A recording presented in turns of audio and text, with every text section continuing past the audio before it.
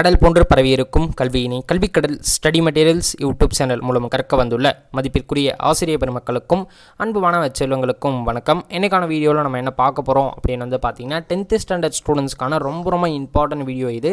10th standard students பார்த்தீங்கன்னா இந்த video கண்டிப்பாக ஃபுல்லாக பார்த்துட்டிங்க அப்படின்னா உங்களுக்கு பப்ளிக்கில் 5 மார்க் கண்டிப்பாக கிடச்சிடும். ஓகேங்களா? அது என்னன்னு உங்களுக்கு தெரிஞ்சிருக்கும். நீங்கள் ஸ்க்ரீன்லேயே பார்த்துட்டு இருப்பீங்க. டைம்லைன் சார்ட் தான் நம்ம பார்க்க போகிறோம். டைம்லைன் சார்ட்டில் என்னென்ன மிஸ்டேக்ஸ்லாம் நீங்கள் பண்ணுவீங்க, அப்படி என்னென்ன ஈவெண்ட்ஸ்லாம் நீங்கள் ஈஸியாக ரைட் பண்ணலாம் அப்படின்னு தான் பார்க்க போகிறோம்.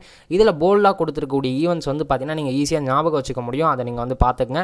அண்ட் நீங்கள் ஸ்க்ரீனில் பார்க்கக்கூடிய இந்த PDF ஃபைலுக்கான டவுன்லோட் லிங்க் டிஸ்கிரிப்ஷனில் இருக்கும். நீங்கள் கிளிக் பண்ணி டவுன்லோட் பண்ணி ஈஸியாக பிரிண்ட் எடுத்து வச்சுங்க. ஜஸ்ட் 2 பேஜஸ் தான் இருக்கும். மிஞ்சி போனால் 5 ரூபா தான் ஆகும்.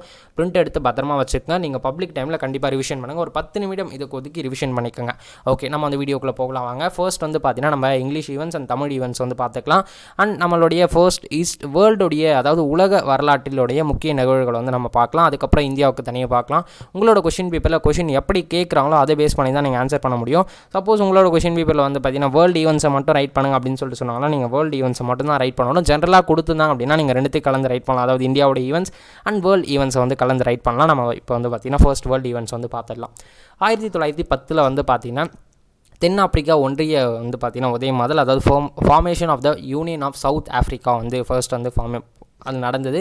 நெக்ஸ்ட் 1912 பார்த்தீங்கன்னா ஃபர்ஸ்ட் பால்கன் வார், முதல் பால்கன் போர் நடந்தது. 1914 outbreak of the First World War, அதாவது வேர்ல்டு வார் 1 கூட நீங்கள் போடலாம்.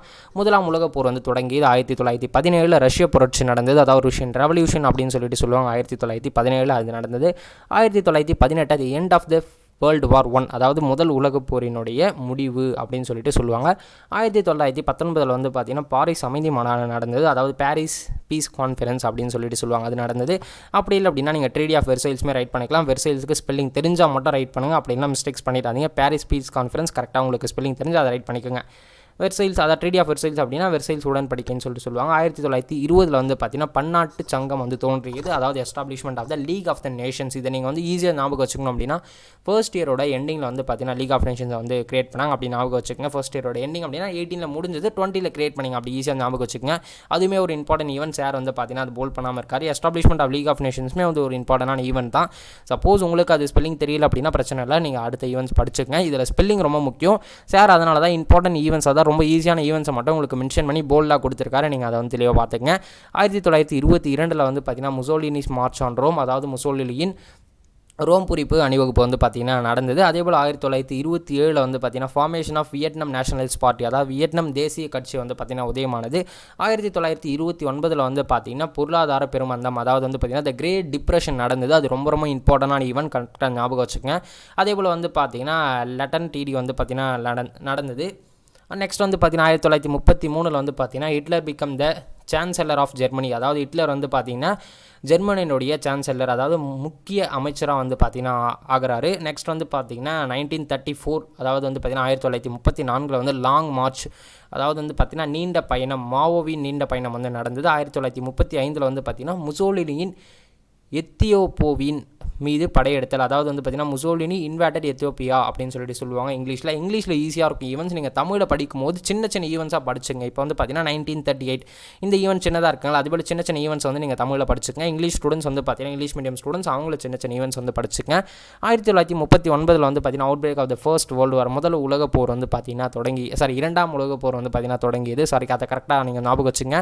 1940 பார்த்தீங்கன்னா பேட்டில் ஆஃப் பிரிட்டன் போர் தொடங்கியது. 1941 பார்த்தீங்கன்னா முத்து துறைமுக நிகழ்வு, அதாவது பியர்ல் ஹார்பர் இன்சிடென்ட் நடந்தது. 1942 பார்த்தீங்கன்னா பேட்டில் ஆஃப் ஸ்டாலின்கார்ட், அதாவது பார்த்தீங்கன்னா ஸ்டாலின் கிரேட் போர் நடந்தது. அதாவது 1945 பார்த்தீங்கன்னா இரண்டாம் உலக போர் முடிவடைந்தது. 1945 பார்த்தீங்கன்னா நமக்கு இரண்டாம் உலக போர் முடிஞ்சு ஃபார்மேஷன் ஆஃப் UNO, அதாவது யுனைடெட் நேஷன் ஆர்கனைசேஷன் அப்படின்னு சொல்லுவாங்க.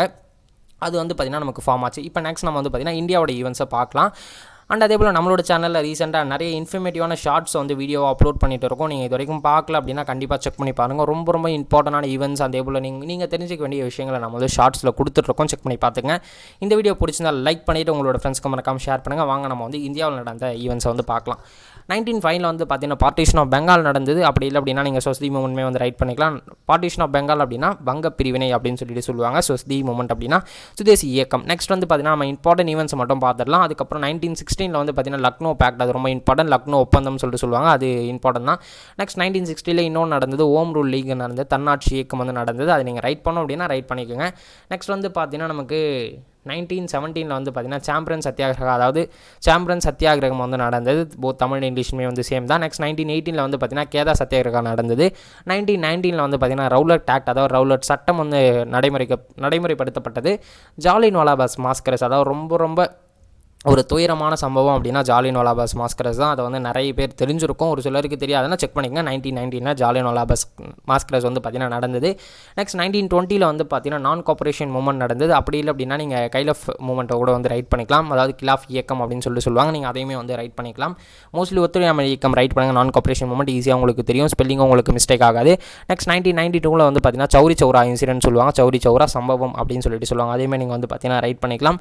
நெக்ஸ்ட் வந்து பார்த்தீங்கன்னா நமக்கு 1930, 1931, 32 ஈஸியாக நீங்கள் ஞாபகம் வச்சுங்க. First round table conference, second round table conference, third round table conference. 1930 அந்த ஒரு இயரை மட்டும் ஞாபகம் வச்சு ஃபர்ஸ்ட் ரவுண்ட் டேபிள் கான்ஃபரன்ஸ் ஞாபகம் வச்சுங்க. அப்படி லைனாக நீங்கள் வந்து ரைட் பண்ணலாம். நீங்கள் வந்து பார்த்தீங்கன்னா இது ஈஸியாக ரைட் பண்ணுங்கள், மற்ற எதுவுமே விட்டுருங்க. ஃபர்ஸ்ட் செகண்ட் தேர்ட் ஈஸியாக ரைட் பண்ணிடுங்க. நெக்ஸ்ட் வந்து பார்த்தீங்கன்னா அதே நீங்கள் வந்து அப்படி ரைட் பண்ண தேவையில்லை, எனக்கு வந்து ரொம்ப நல்லவன், எனக்கு வந்து ரொம்ப டாப்பர், நான் ரொம்ப டிஃப்ரெண்ட்டாக ரைட் பண்ண நினச்சிங்க அப்படின்னா சால் சத்தியாகிரகம் ரைட் பண்ணலாம். 1930 அதாவது உப்பு சத்தியாகிரகம் அப்படின்னு சொல்லிட்டு சொல்லுவாங்க. 1931 அதாவது 1939 வந்து பார்த்தீங்கன்னா காந்தி இர்வின் பேக்ட் அதுதான் வந்து இங்கிலீஷின் தமிழ் சேம் தான். நெக்ஸ்ட் பூனா பேக்ட்னு சொல்லுவாங்க, பூனா ஒப்பந்தம், அது வந்து பார்த்தீங்கன்னா நடந்தது. நெக்ஸ்ட் 1935 வந்து பார்த்தீங்கன்னா கவர்மெண்ட் ஆஃப் இந்தியா ஆக்ட், இந்திய அரசு சட்டம் வந்து பார்த்தீங்கன்னா நடந்தது. 1940 ஆகஸ்ட் ஆஃபர், அதாவது ஆகஸ்ட் நன்கொடைன்னு சொல்லிட்டு சொல்லுவாங்க, அது நடந்தது. அது அப்படி இல்லை அப்படின்னா நீங்கள் தனிநபர் சத்தியாகிரகம் எழுதிலாம், இண்டிவிஜுவல் சத்தியாகிரகா. நெக்ஸ்ட் 1942 வந்து பார்த்தீங்கன்னா குவைட் இந்தியா மூமெண்ட், வெள்ளையினே வெளியேறு இயக்கம் வந்து நடந்தது. 1945 வந்து பார்த்தீங்கன்னா சிம்லா கான்ஃபரன்ஸ் நடந்தது, சிம்லா மாநாடுன்னு சொல்லிட்டு சொல்லுவாங்க, அதை நீங்கள் வந்து ரைட் பண்ணிக்கோங்க. நெக்ஸ்ட் 1946 வந்து பார்த்தீங்கன்னா கேபினெட் மிஷன் நடந்தது, அதாவது அமைச்சரவை தூதுக்குழு வருகை வந்து பார்த்தீங்கன்னா இருந்தது. அதே போல் வந்து பார்த்தீங்கன்னா இன்டர்மி கவர்மெண்ட் வந்து நடந்தது, அதாவது இடைக்கால அரசு வந்து இருந்தது. 1947 வந்து பார்த்தீங்கன்னா இந்தியா காட் இண்டிபெண்டன்ஸ், இந்திய விடுதலை பெறுதல் அப்படின்னு சொல்லிட்டு ஈவெண்ட் எல்லாமே முடிஞ்சிருச்சு. இது வந்து பார்த்தீங்கன்னா 1900 1950 வரைக்கும் தான் மோஸ்ட்லி இதில் இருந்தால் கொஷின் வரதுக்கு 90% வாய்ப்பு இருக்குது. 99 கூட சொல்லலாம். அந்த 1% வந்து பார்த்தீங்கன்னா சேஞ்ச் ஆகிறதுக்கு வாய்ப்பு இருக்குது. ஒரு சில டைமில் ரொம்ப க்ரியேட்டிவாக கொஷின் வைக்கணும், ரொம்ப ஸ்டூடெண்ட்ஸ்க்கு டஃபாக வைக்கணும்னு நினச்சாங்க அப்படின்னா 1950 to 1970 கொடுக்கலாம்.